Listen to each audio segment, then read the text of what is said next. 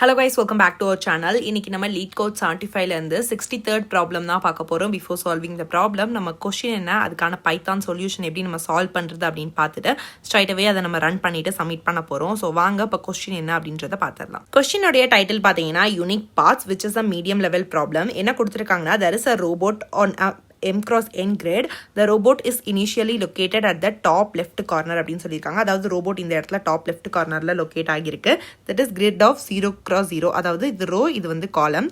The robot tries to move to the bottom right corner. அதாவது அது bottom right cornerக்கு வந்து move பண்ணணும். Which is m-1 and n-1. இதுதான் வந்து லாஸ்ட்டாக ரெப்ரசன்ட் பண்ணுறதுக்காக சொல்லியிருக்காங்க. The robot can only move either down. அதாவது அது only down வந்து மூவ் பண்ணலாம் or வந்து ரைட் மூவ் பண்ணலாம். அதாவது இப்படி டவுன் வந்துட்டு ரைட் மூவ் பண்ணலாம். அதுக்கு வந்து லெஃப்ட் சைட்லாம் மூவ் பண்ண முடியாது.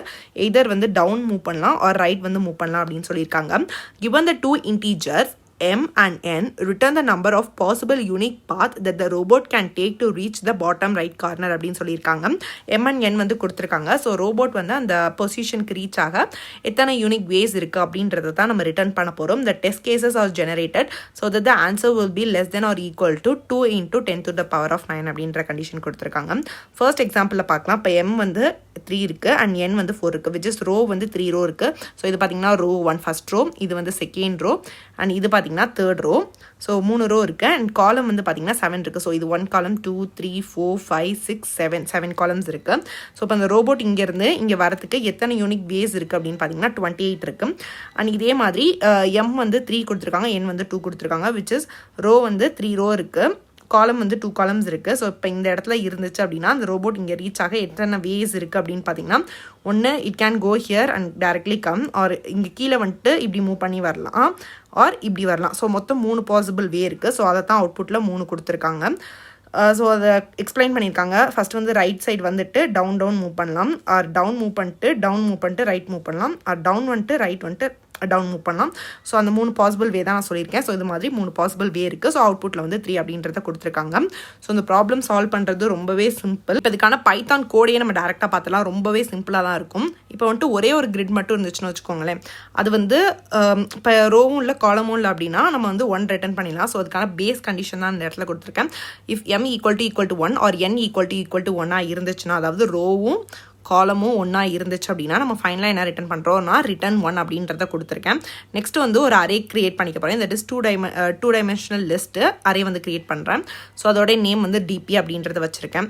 ஸோ எல்லாத்துலேயுமே வந்து வேல்யூ வந்து 1 இருக்கணும். ஸோ இது மாதிரி தான் நம்மளுடைய அரே வந்து இருக்கும். ஸோ 1 1 1 அப்படின்றதுக்காக ஃபார் எக்ஸாம்பிள் n வந்து 3 இருந்துச்சு, m வந்து 3 இருந்துச்சுன்னா 3 cross 3 அப்போ 9 வேல்யூஸ் இருக்கணும். ஸோ இப்படி தான் நம்மளுக்கு வந்து அந்த அரே ஃபார்ம் ஆயிருக்கும். விச் இஸ் அது எல்லாத்துக்குமே வந்து 1 அப்படின்ற வேல்யூ காமனாக இருக்கும். ஸோ அதனால் 1 கொடுத்துருக்கிறேன் into m for i in range, அதாவது n and mக்கு வந்து கொடுத்துக்கிறேன். நம்ம கொடுக்குற இன்புட்க்கு ஏற்ற மாதிரி அது m and n டைமென்ஷனில் 1 வேல்யூ வந்து ஃபார்ம் ஆகும். இது வந்துட்டு 2 டைமென்ஷனல் லிஸ்ட் கிரியேட் பண்ணிக்கிறேன். Which has n rows and m columns இருக்கும். நெக்ஸ்ட் பார்த்தீங்கன்னா ஃபார் லூப் யூஸ் பண்ணுறேன் for row in range and for column in range. Row வந்து என்னும் காலம் வந்து எம்மோ அப்படின்றத கொடுத்துருக்கேன்.